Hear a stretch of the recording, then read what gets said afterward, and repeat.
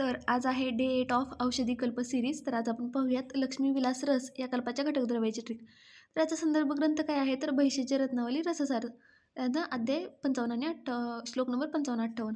तर याची ट्रिक काय होती तर अभी पीजी में कर्पूर ने 4 बीजों और 2 बलाओं द्वारा जावित्री को विष दिया. म्हणजेच काय, आत्ताच पीजीमध्ये कर्पूरने काय केलं की 4 बीज आणि 2 बलांना काय दिलं, 4 बीज आणि 2 बलांचा वापर करून जावित्री नावाच्या व्यक्तीला काय दिलं, विष दिलं. तर आता ह्याची फोड करूयात. अभिपासून काय येणार तर अभ्रक भस्म येणार. पी जी पासून काय येणार तर शुद्ध पारद आणि शुद्ध गंधक. कर्पूरला कर्पूर आहे तसा तर 4 बीज कोणते तर ते नीट पाहूयात. धतुर बीज, गोक्षूर बीज, विजया बीज आणि निचूल बीज.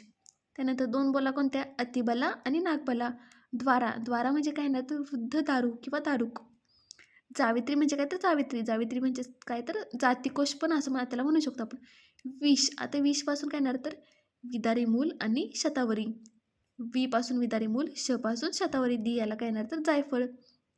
आणि भावना कशाची द्यायची तर नागवली स्वरसाची भावना. हा तुम्हाला MCQला विचारू शकतो की लक्ष्मी विलास रसामध्ये कोणत्या द्रव्याची भावना दिली जाते, म्हणजे कोणाची दिली जाते तर नागवली स्वरसाची भावना दिली जाते.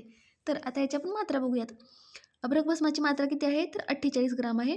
पारद आणि गंधकाची मात्रा आहे 24 ग्राम. कर्पूर, धतुर बीज, गोक्षूर बीज, विजया बीज आणि निचूल बीज यांची मात्रा किती आहे तर 12 ग्रॅम.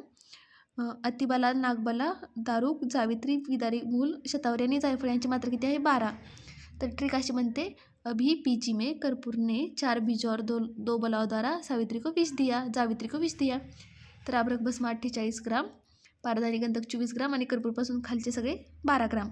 आणि लास्टला भावना द्रव्य कोणते तर नागवली स्वरस भावना. तर अशी ही लक्ष्मी विलास रसाची ट्रिक बनते. आय होप ही ट्रिक तुम्हाला समजली असेल. जर समजली नाही तर परत एकदा लेक्चर रिवाइंड करून बघा आणि काही डाऊट असला तर कमेंटमध्ये लिहा.